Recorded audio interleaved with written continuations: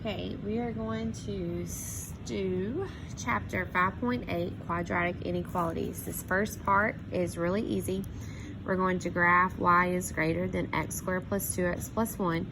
We've already been doing these type problems. The first thing I want you to do, though, is I want you to find the vertex. That's going to be your first point.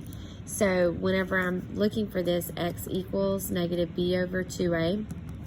So I have negative 2 over 2 times 1, which is going to give me negative 1. So that's going to be the x and the vertex. Then whenever I plug negative 1 in, this is going to end up, I believe, to be 0. So my vertex is going to be at negative 1 and 0. So I'm going to find negative 1 and 0. Now my y-intercept is positive 1 because C. And then whenever I go to graph it, I'm going to have a dotted parabola. Why? Because there's no equal sign. And then from here, because it's greater than, I'm going to shade everything inside of that. Okay, so we've already been kind of doing these type problems. Just I want to take it a step further and making sure that you have your vertex plotted and your y-intercept. Okay, now the news part is here we're going to solve x squared plus 2x minus 8 is less than 0, and we're going to solve it by graphing. That means we're actually going to graph the parabola. Now, because this is less than 0, then I'm talking about the solutions that are going to be between my zeros on the parabola, and I'll explain what I mean for that. First, we want to find the vertex. So x equals negative 2 over 2, which is going to be negative 1. And then my next, when I plug it in, I'm going to get negative 9. Okay, so I have negative 1, and then 1, 2, 3, 4, 5, 6, 7, 8, somewhere way down here. Okay, now here I'm going to solve by factoring. So I have x squared plus 2x minus 8 is less than 0. I'm going to think of two numbers that I'll multiply together. That'll give me negative 8, but when I subtract them, I get 2.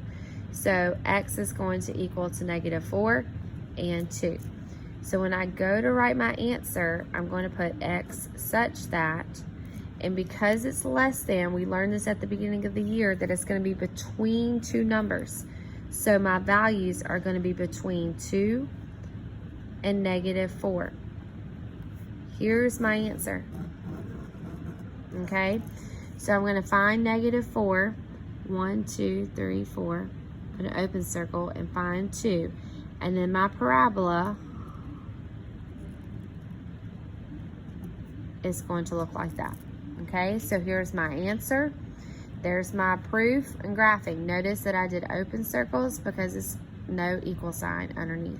Okay, now for example 3, it's going to say solve algebraically. That means I'm not going to have to graph the parabola.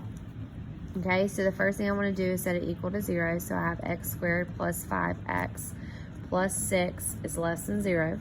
Then I'm going to factor x plus 5 times, x plus 3 times x plus 2 is less than 0. So x is going to equal negative 3 and negative 2. So since it's between the two numbers, x is going to be between negative 2 and negative 3. And there's my answer. Okay, so when I solve algebraically, this is what my answer is going to look like. When I solve by graphing, I'm going to have my answer, and then I'm going to have my proof on the graph. Okay, and that is chapter 5.8.